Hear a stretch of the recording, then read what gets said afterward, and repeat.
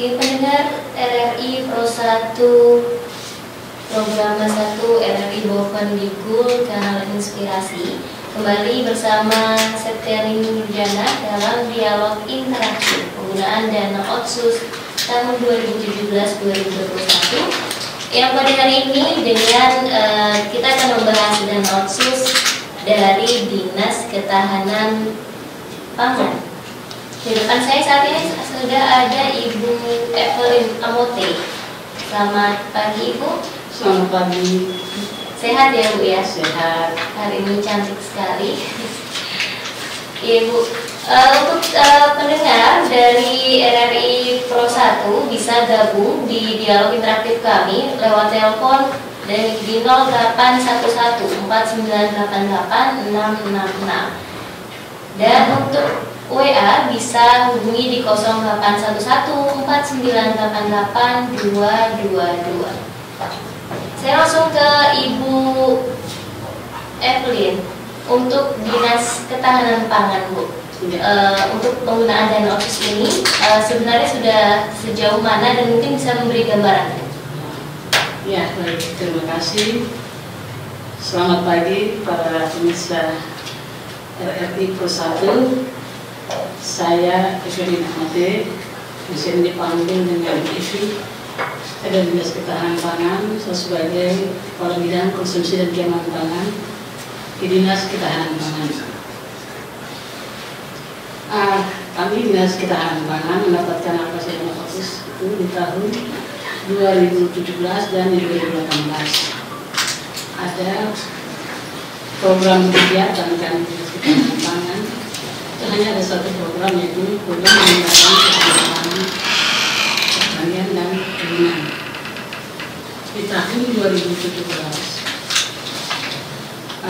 kami mempunyai kegiatan.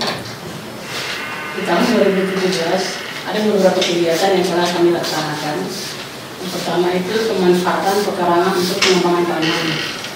Yang kedua yaitu penyuluhan sumber pangan alternatif. Yang ketiga, sosialisasi lomba cipta menu. Yang keempat, lomba cipta menu berbasis sumber pangan. Yang kelima, pengembangan model kawasan pemakaman lestari. Yang keenam, pemanfaatan pekarangan untuk pengembangan pangan. Itu kegiatan kami dalam Untuk di tahun 2017 ini seperti apa pelaksanaan dari program ini sendiri? Kegiatan 2017 dan memang kegiatan kita ketahanan pangan itu sesuai dengan amanat undang-undang pangan tahun 2012 itu setiap manusia harus tercukupi pangan dari satu orang dan negara sampai 1 jiwa itu harus tercukupi kebutuhan pangan. Jadi sasaran kita ketahanan pangan itu langsung kepada rumah tangga. Bagaimana tercukupinya kebutuhan pangan dalam rumah tangga. Nah, itu sasaran kita ketahanan pangan. Sehingga kegiatan-kegiatan kita ini hanya pada lingkup bagaimana memanfaatkan pekarangan rumah tangga yang ada untuk pemenuhan gizi keluarga, intinya pemenuhan gizi keluarga, lebihnya menjual sebagai pendapatan dalam rumah tangga. Sehingga ada kegiatan-kegiatan yang kami langsung kepada kelompok-kelompok rumah tangga atau wanita tani yang ada di kampung-kampung. Jadi langsung kepada rumah tangga sasarannya. Jadi ada kawasan yang skop itu rumah tangga saja, tidak kawasan yang besar tidak. Berarti untuk kegiatan di tahun 2017 ini lebih ke sosialisasi pada langsung kepada pengolahan konsumsi rumah tangga seperti itu. Jadi yang 2017 ini kami melakukan sosialisasi bagaimana manfaatkan pangan lokal yang ada di kampung sana selain beras. Kita membawa pangan lokal untuk memenuhi gizi keluarga. Misalnya di kampung tidak ada beras, berarti enggak beras kita bisa sayur sebagai sumber protein, sayur kemudian umbi-umbian. Tapi bagaimana cara kita mengolahnya sehingga itu bisa dimakan menjadi bahan makanan yang bermanfaat, yang dulu dikatakan sebagai 4 sehat 5 sempurna, tapi sekarang sudah diganti menjadi BDSA beragam, bergizi, seimbang dan aman untuk konsumsi. Nah, itu yang kami sering melakukan sosialisasi kepada masyarakat, jadi di dalam menjadi ketemu pada ibu rumah tangga, di dalam menyediakan makanan untuk dikonsumsi. Kita tidak hanya memberikan anak itu hanya nasi saja sebagai sumber protein, tetapi harus ada nasi sumber protein, ada karbohidrat, kemudian ada sayuran dan buah, sehingga kebutuhan gizi dari anak dalam keluarga terutama untuk pertumbuhan anak itu bisa tercukupi. Jadi kita selalu melakukan sosialisasi kepada masyarakat bagaimana kita mengkonsumsi pangan lokal kita yang ada dengan bermacam-macam beragam bergizi dan aman. Tapi kalau untuk sosialisasi mengenai dari mungkin seperti kelompok ibu-ibu rumah tangga, apakah kemudian disosialisasikan untuk membuat sebuah produk seperti itu? Kalau untuk dari Dinas Ketahanan Pangan sendiri? Jadi kami selain melakukan sosialisasi, namun kita praktik begitu. Bagaimana kita menyediakan makanan, selain beras. Kalau di kampung tidak ada beras, berarti keladi atau cara mengulangnya bagaimana untuk kita bisa makan kita pengganti nasi tadi. Terus ada sayur, ada buah, ada lauk seperti itu. Jadi kami melakukan praktik juga untuk ibu-ibu. Sehingga ibu-ibu pulang bisa langsung mengimplementasikan lagi dari rumah tangga masing-masing bagaimana mereka bisa masak untuk memberikan makan kepada anak-anak. Itu untuk sosialisasinya itu apa ke kampung atau per distrik atau seperti apa? Sosialisasi itu kami jadinya di kampung tapi di distrik, tapi langsung ke kampung, langsung di satu kampung sesuai dengan anggaran. Misalnya di Harimau itu berarti kampungnya Kampung Patriot atau Kampung Maju, jadi satu distrik itu satu kampung. Sosialisasi. Oh gitu. Jadi apa berarti untuk kampung-kampung lain mungkin bisa bergabung seperti itu di satu kampung atau seperti apa? Tidak, karena terlalu jangkauan transportasinya juga. Kami memang maunya kalau bisa setiap kampung itu kami datangi. Tetapi karena keterbatasan anggaran dan lain-lain sehingga hanya satu kampung aja yang kami bisa dapat ini. Kecuali kampungnya berdekatan ya kami bisa undang untuk ibu bisa bergabung lagi untuk sama. Tapi kalau kampungnya jauh, berarti itu masih tidak bisa untuk transportasi lagi. Iya. Nah, mungkin ini seperti yang data yang saya dapat ya Bu ya.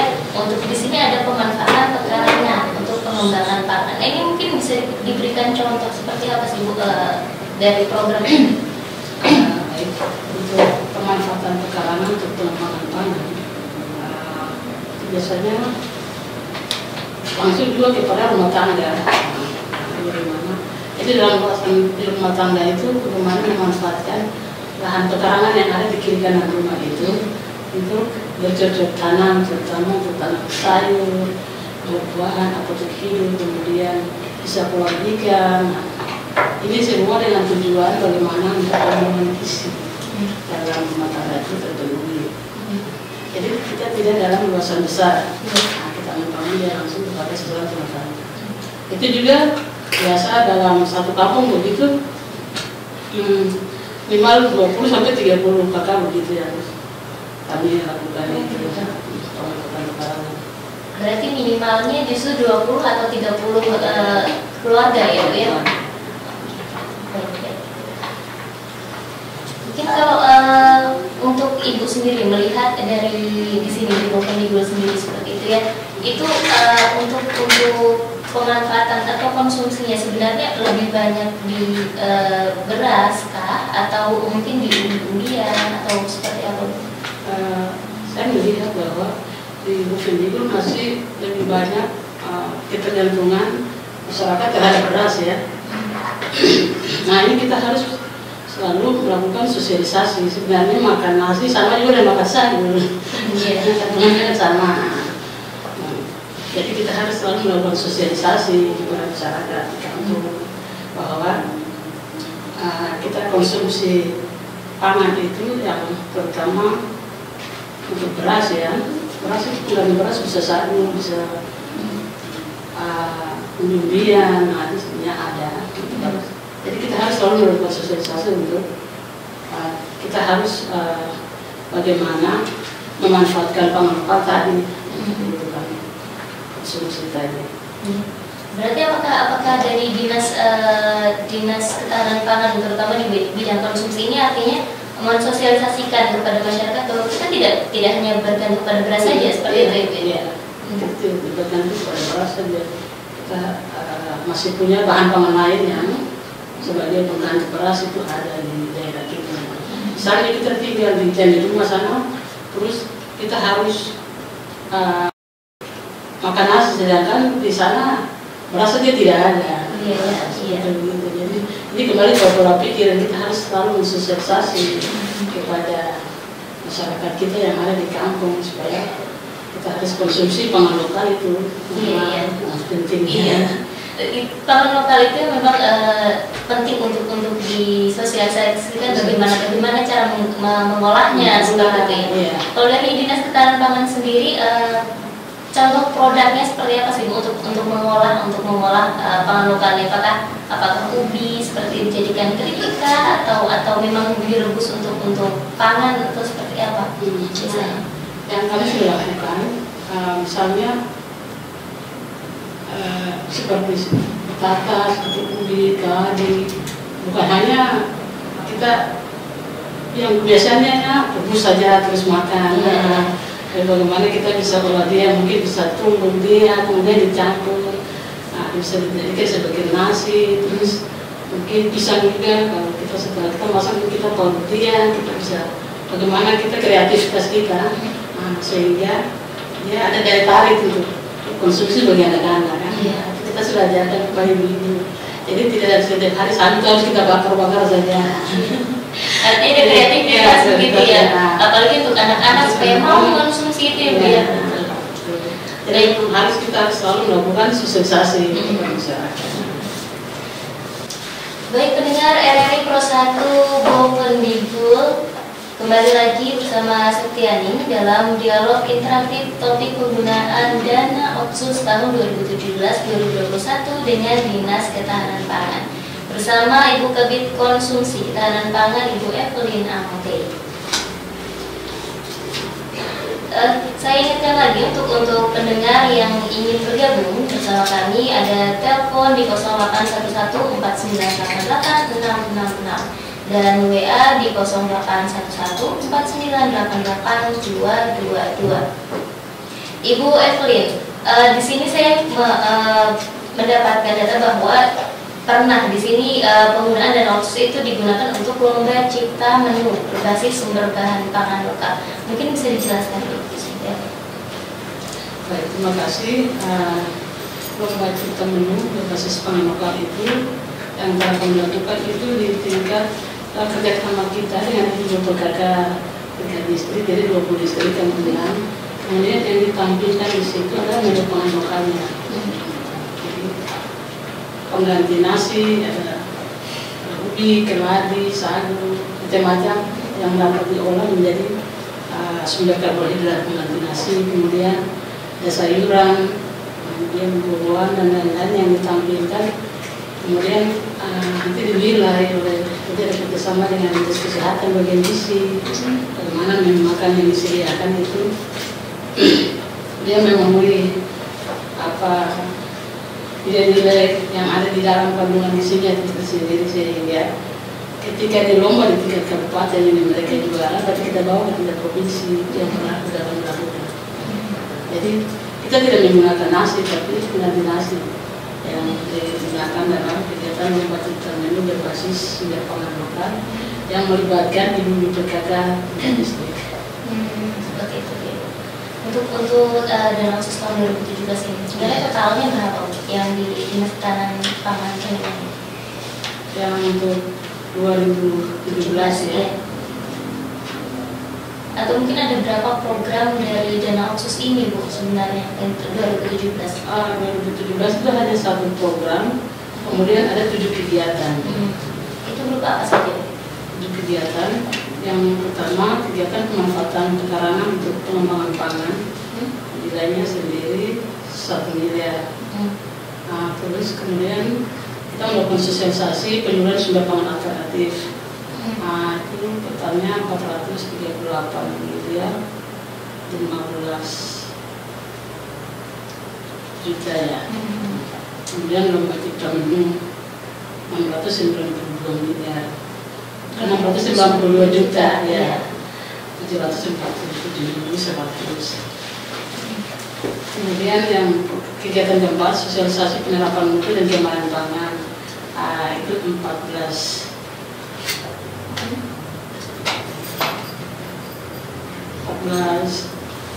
juta ya, 14.935.500. Kegiatan itu kita melakukan sosialisasi kepada ibu rumah tangga maupun kepada masyarakat bahwa bagaimana kita mengkonsumsi bahan pangan itu yang tidak mengandung bahan-bahan kimia. Yang sering terjadi biasa menggunakan formalin atau boraks, pestisida yang berlebihan, sehingga dia akan mengganggu kepada kesehatan. Itu yang kami sering melakukan sosialisasi kepada masyarakat. Kemudian pengembangan melalui kawasan Bapak Lestari, itu pada ibu rumah tangga juga bagaimana memanfaatkan pekarangan yang ada untuk bercocok tanam terutama untuk kebutuhan rumah tangga. Itu yang telah kami lakukan. Ini untuk di beberapa distrik, Bu? Dari lokasinya? Lokasinya kalau tadi untuk pemanfaatan pekarangan sendiri untuk di 2017 itu ada 3 distrik. Distrik Nyandit, distrik Sumur sama distrik Nyandit dan Sumur ya, ada 2 kampus itu. Kemudian untuk penyuluhan sumber pangan alternatif itu ada 7 distrik ya. Harimau, Nyandit, Pinati, Sesnu, Istriti, dan Kombay. 1 distrik 1 kampung saja yang tidak semua kampung. Kemudian untuk sosialisasi penyerapan mutu dan keamanan pangan itu ada 9 distrik. Distrik Mandobo, distrik Ayu, Harimau, Bintana, Kom, Awagi, Siliwagi, Yang Rumah, dan Kombay. Kemudian kita melakukan kita menunggu basis sumber pangan itu di distrik Mandobo sendiri saja. Itu 3 kabupaten dari kampung. Distrik-distrik kita undang untuk melaksanakan kegiatan di kota sekitar. Kemudian untuk pemanfaatan pekarangan pengembangan pangan itu ada 10 distrik yang kita 17. Cukup banyak ya, Bu ya.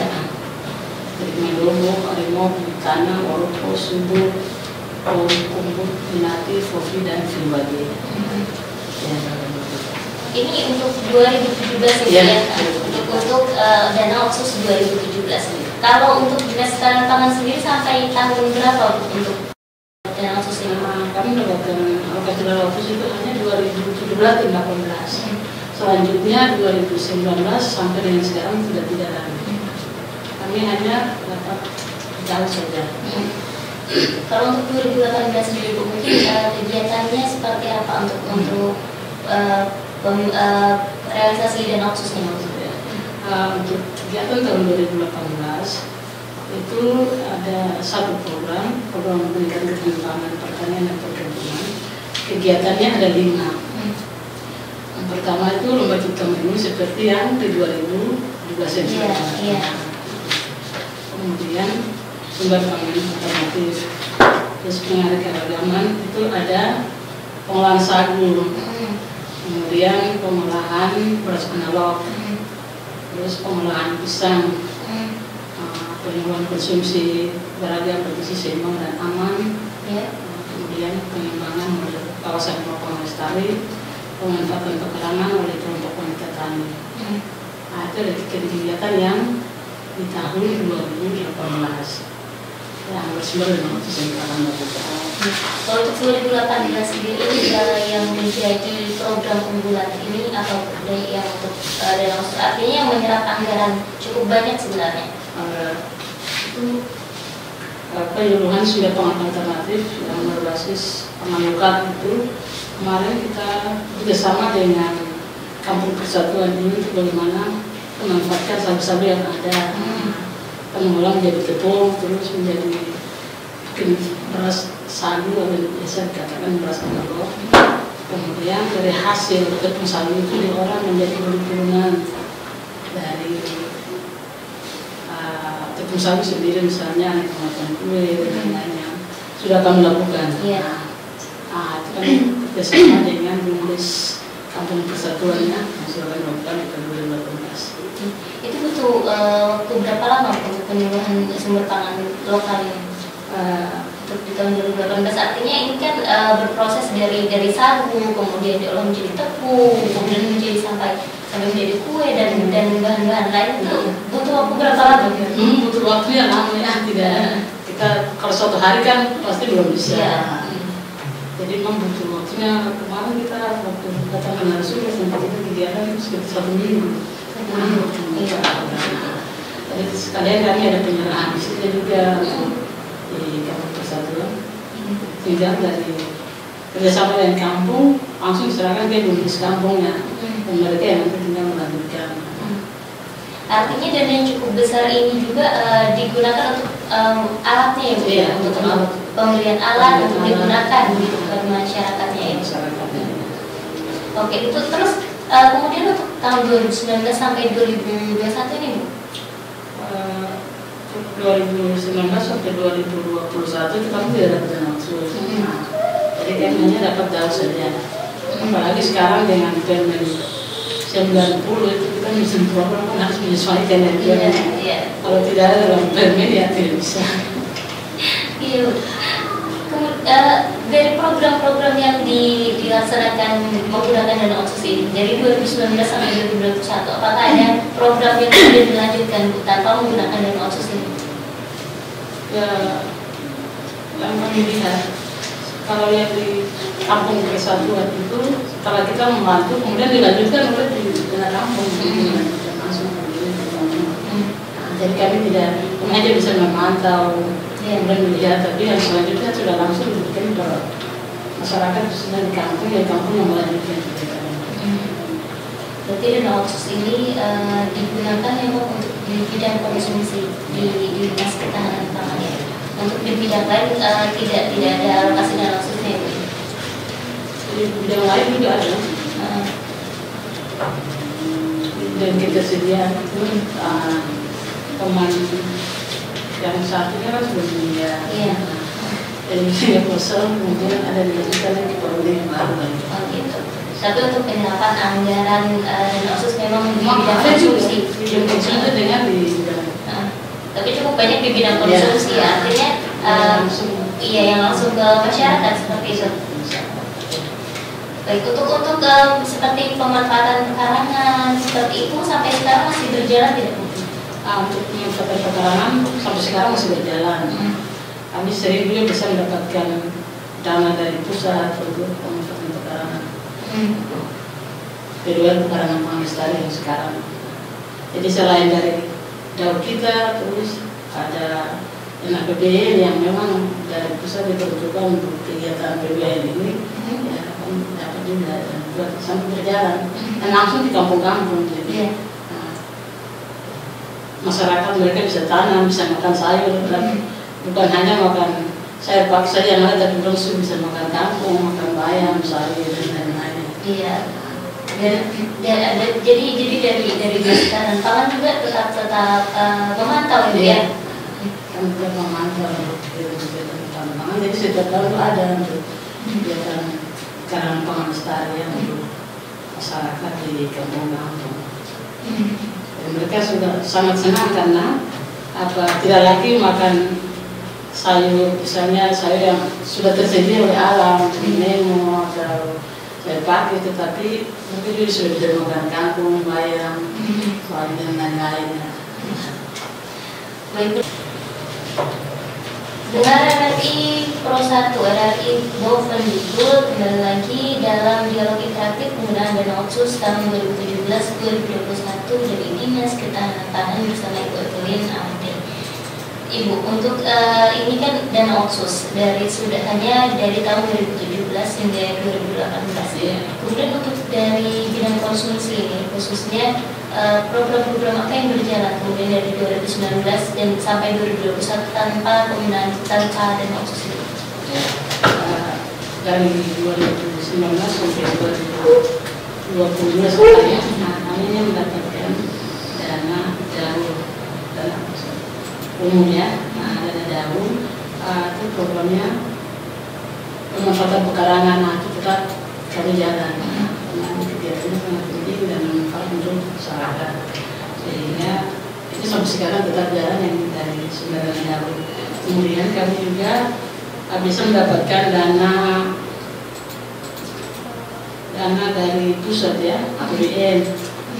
Itu dalam rangka pemberian stunting itu, sehingga dari pusat langsung dananya masuk tapi ke kelompok, kemudian kami hanya mendampingi pada programnya itu, program pekarangan pangan lestari juga.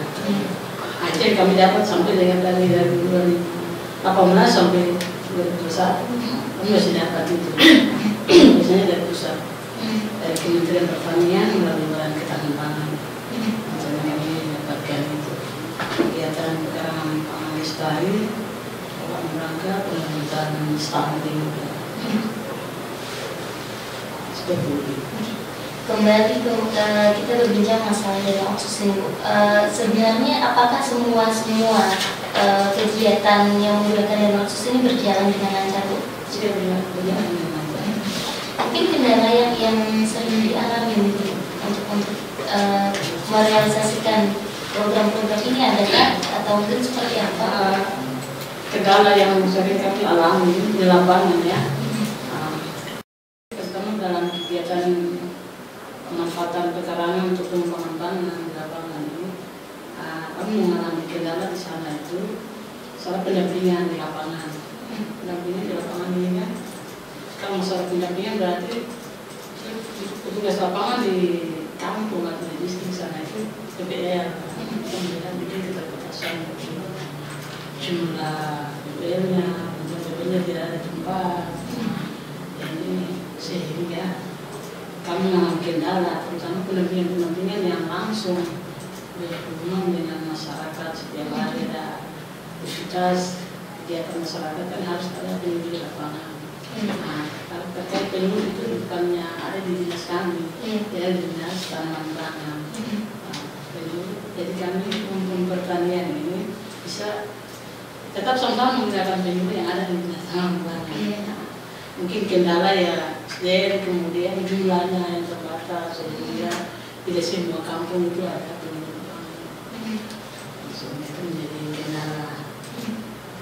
Kemudian kami juga keterbatasan dengan anggaran, sehingga kita harus turun terus untuk ke lokasi itu kan, keterbatasan anggaran dan biaya, sehingga kita setiap saat itu kita harus turun. Tapi kita juga ada kita kerjasama juga dengan aparat kampung, sehingga ada laporan dari masyarakat terus, sehingga mereka memberi laporan tentang perkembangan kegiatan di lapangan. Berarti dari dinas pangan sendiri untuk pendampingan dari penyuluh pertanian ya. Itu pendampingan itu berarti lebih ke pemanfaatan pekarangan atau seperti apa? Kegiatan untuk pekarangan itu menentukan penyuluh ke sana, sehingga penyuluh kita ini kita harap supaya ada di tempat kerja, sehingga membantu masyarakat kita bagaimana mengajar masyarakat cara bercocok tanam yang baik, menggunakan tubuh dan lain-lain, pemeliharaan. Ini yang menurut kita selama ini mengalami kendala. Untuk pemanfaatan pekarangan itu kan sampai sekarang masih berjalan ya. Ibu melihatnya sekarang seperti apa sih untuk keluarga yang sudah menggunakan pemanfaatan pekarangan dengan baik itu seperti apa? Saya melihat bahwa kalau yang di kampung-kampung itu sering masyarakatnya datang ke situ. Dan ibu kita sudah bangsa dari hasil sayur ini juga kita sudah bisa membiayai anak sekolah kita. Dari hasil sayur ini kita bisa membantu kita membiayai anak sekolah. Jadi luar biasa sekali ketika mereka dapat bibit, kemudian bertanam, mereka juga bisa makan sayur, yang lebihnya mereka juga memiliki pendapatan untuk membiayai sekolah. Saya juga salah satunya juga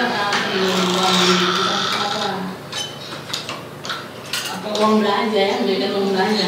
Kalau kita sudah dalam rica, tanam lombok, sayur sendiri kan pengeluaran kita juga kita kurangi sampai belanja, sehingga banyak ibu-ibu rumah tangga yang tidak punya lahan yang mereka menggunakan polybag atau ada tempat-tempat yang bisa digunakan untuk mereka tanam sayur tidak seharusnya di lahan. Oh gitu. Berarti untuk pemanfaatan karangannya tidak hanya sosialisasi Bu, tapi juga memberikan bibit seperti itu. Iya. Jadi kita tidak lakukan sosialisasi saja, tapi kita juga memberikan bibit, memberikan penyuluhan, bimbingan. Iya. Oke, baik.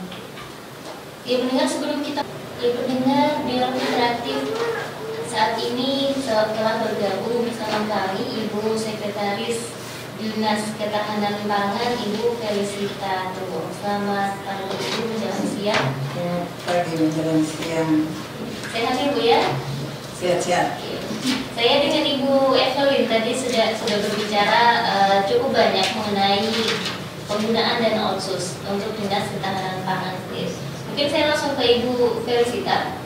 Untuk Ibu sendiri melihat penggunaan dana otsus dari Dinas Ketahanan Pangan sendiri seperti apa? Baik, terima kasih atas kesempatan yang diberikan kepada kami. Atas nama Kepala Dinas Ketahanan Pangan, kami pertama-tama minta maaf karena Kepala Dinas masih dinas luar, sehingga saya sebagai sekretaris mewakili. Baik, terima kasih. Dalam hal dana otonomi khusus kita sejak berdiri ya. Minta maaf juga saya baru bergabung sejak berdirinya Dinas Ketahanan Pangan tahun 2016 menurut Perda 18/2016 dan extennya di tahun 2017 kita mendapat dana otonomi khusus yang memang ada beberapa program kegiatan mungkin yang sudah dijelaskan oleh Ibu Kabit, dan itu sudah sesuai dengan aturan. Waktu itu Dinas Pertanian yang membuatnya ya, sehingga kita hanya menjalankan untuk tahun 2017 ya. Sehingga saya waktu sebagai PLT Kepala Dinas bersyukur juga karena bisa menjalankan itu dengan baik, walaupun ada beberapa hal yang membuat kita bukan tidak melakukan, sudah melakukan, tapi hanya ada beberapa kendala, misalnya soal tanah. Dan kita bersyukur ya untuk program kegiatan dari Dinas Ketahanan Pangan melalui dana otsus ini sangat membantu masyarakat, dalam memenuhi kebutuhan pangannya sehari-hari, karena kita secara tupoksi juga pokok dan fungsi daripada dinas langsung menuntut kepada rumah tangga. Jadi kita memang langsung fokusnya di rumah tangga, seperti mungkin yang sudah dijelaskan ya, sudah dijelaskan oleh kami. Untuk dana otsus sendiri kan tidak hanya ke bidang konsumsi ya, tidak hanya di bidang konsumsi. Di tahun 2017 itu ada di bidang ketersediaan. Itu salah satu kegiatannya itu kawasan industri pangan. Seperti yang tadi saya jelaskan bahwa kita di tahun 2017 itu kita hanya mendapat satu program dari bidang ketersediaan, yaitu kawasan mandiri pangan, yang kita sudah jalankan juga. Hanya yang menjadi kendala tanah, tapi bukan persoalan tanamnya ya, tidak, tetapi yang jadi persoalannya itu bagaimana dalam olahan pangan itu sendiri. Jadi dalam menyiapkan pengolahan pangannya menjadi satu produk turunan itu memang kita perlu satu tempat yang harusnya ditentukan untuk masyarakat, kan? Oleh itu kan dari kita, untuk kita dan oleh kita, artinya itu semua untuk masyarakat. Tetapi menurut saya bukan program baru, tetapi masyarakat itu belum memahami begitu ya, belum memahami keseluruhan bahwa semua ini untuk mereka begitu. Jadi memang di dalam dana otonomi khusus waktu 2017 itu kita tidak bisa menyediakan tanah begitu ya, pemerintah dalam hal ini. Semua yang berkaitan dengan pengolahan pangan itu harus disediakan oleh masyarakat. Apalagi dana otonomi khusus. Mungkin seperti itu. Itu berarti tanah ini berarti lahan ya Bu ya? Iya, lahan untuk suatu bangunan untuk kita mengolah pangan yang tadi kita dari program kegiatan yang tadi kita berikan kepada masyarakat itu kan untuk memenuhi kebutuhan sehari-hari dalam hal bukan makan minum tapi misalnya kelebihan lebih berarti kan bisa diolah atau dijual ya, itu yang menjadi kendala, tetapi sampai hari ini ya puji Tuhan masih aman saja. Tapi untuk sampai saat ini apakah itu masih dilanjutkan sampai tahun 2020? Iya, jadi program ini kan program dari pusat. Kegiatan ini sebenarnya dari pusat. Dari Dinas Pertanian itu kurang lebih sudah berjalan 3 tahun ya, 2 tahun lah. Jadi program pusat itu dia membantu paling lama itu hanya 2 tahun. Lebihnya itu harus dari daerah. Itu sudah aturan ya. Sehingga waktu itu pemerintah daerah melalui kita Dinas Ketahanan Pangan kita berusaha untuk menyikapi itu dan melanjutkannya gitu. Ketika kita melanjutkan itu kan harus secara terus menerus ya, karena kita tidak bisa setelah program itu selesai kita membiarkan. Ini kita mungkin kendala jadi dana, jadi kita hanya mendapat dana mungkin sudah dijelaskan oleh Bu Kabit, kita hanya mendapat dana otonomi khusus itu hanya 2017 dengan 18. Sehingga program ini, kegiatan ini bukan tidak berjalan, tetapi di tahun 2019 kita ada intervensi, ada kegiatan yang kita juga berikan melalui dana DAU ya, dana alokasi umum. Dan memang Dinas Ketahanan Pangan ini tidak bisa berjalan sendiri. Salah satu yang menjadi penyokong atau pendamping di dalam kegiatan ini di lapangan itu adalah penyuluh. Penyuluh ini sangat berperan, bukan hanya dia di bidang pertanian tanaman pangan, tapi sebenarnya di semua yang berurusan dengan pertanian itu harus kita melibatkan penyuluh. Kita tidak bisa, kita dinas, pernyataan dari dinas yang ada kaitannya dengan pertanian itu di lapangan memang penyuluh, sehingga memang kita juga kendala dalam hal pendampingan mungkin itu. Berarti bisa disebutkan bahwa bisa saya katakan bahwa pelaksanaan program yang tadi itu masih belum bisa dilanjutkan seperti itu. Ya, jadi hanya sampai dengan 2019 kegiatan itu berjalan untuk bidang ketersediaan ya, bidang ketersediaan. Iya, dalam hal ini kelanjutan dari Kemandirian Pangan ini ya. Ya sampai 2019 saja, sementara 2020 karena COVID juga membuat semua dana dipotong, kita tidak bisa melakukan lanjutan dari kegiatan ini. Ya. Selain bidang konsumsi dan ketersediaan, bidang apa lagi yang mendapat aliran dari dana otsus ini?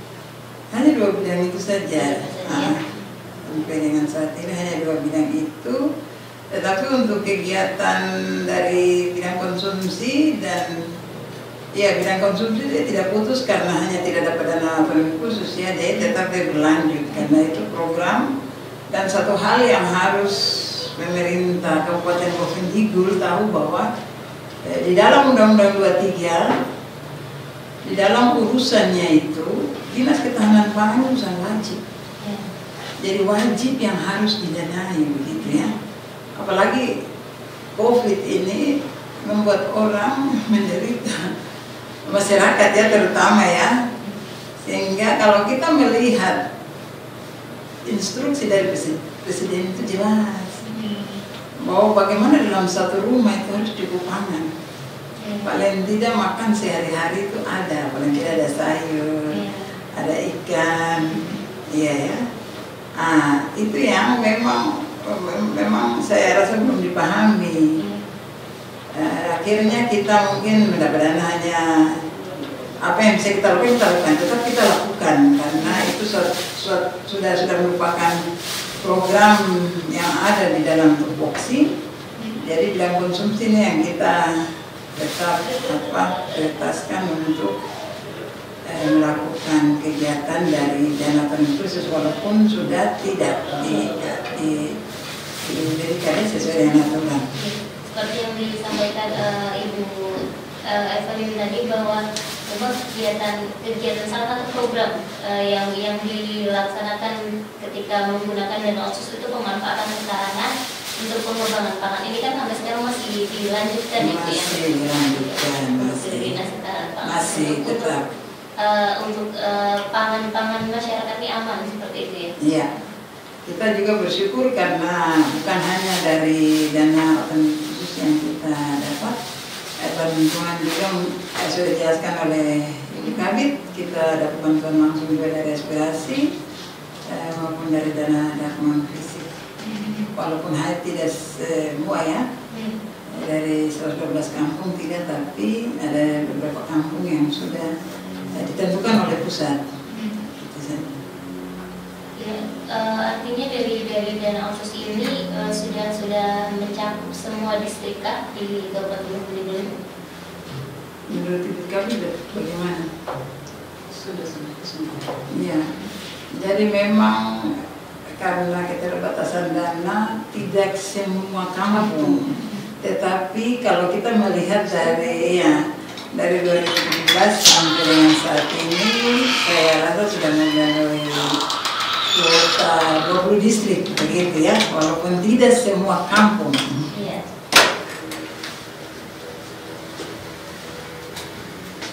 Baik, mungkin untuk pendengar RRI Pro 1 yang ingin bergabung bisa melalui telepon di 0811 4988 666 dan juga untuk WA bisa di 0811 4988 222. Kembali lagi di dialog interaktif penggunaan dana otsus tahun 2017-2021. Menjelang ujung acara dari dialog ini, mungkin saya langsung ke Ibu Evelyn untuk program kegiatan ke depannya Bu, seperti apa di tahun 2022 mungkin sampai 2023. Ya, baik. Untuk program kegiatan dan konsumsi ya di tahun 2022 yang disesuaikan dengan tadi, bahwa kami masih tetap ada kegiatan pemanfaatan pekarangan untuk penanaman tanaman di tahun 2022 ini ada di 4 distrik. Itu tahun 2022 distrik Jai, di Kapasiki, kemudian distrik Yunati, distrik Niani, kemudian distrik Mandowo sendiri di Kampung Persatuan Setangga. Menyesuaikan dengan anggaran kita, jadi sehingga hanya ada 4 distrik saja yang di kampung itu. Itu tahun 2022. Jadi program kegiatannya kami menyesuaikan dengan Permen 90. Sudah berjalan ke Bu program tersebut? Ya, sudah mulai jalan. Untuk pemanfaatan pekarangan sendiri nanti di bulan Agustus ini sudah mulai jalan. Mungkin saya langsung ke Ibu Felicita ya, untuk dari dinas secara umum mungkin program kedepannya seperti apa? Iya. Baik, terima kasih untuk program kedepannya. Kita memang tidak mendapat dana otonomi khusus. Setelah kita melihat memang katanya aturannya memang betul aturannya itu tidak ini ya, sehingga untuk kita tidak menutup kemungkinan karena tidak mendapat tidak ya, tetap dengan keterbatasan anggaran yang diberikan program-program yang berurusan dengan atau berkaitan dengan masyarakat tetap kita jalankan sesuai dengan tupoksi.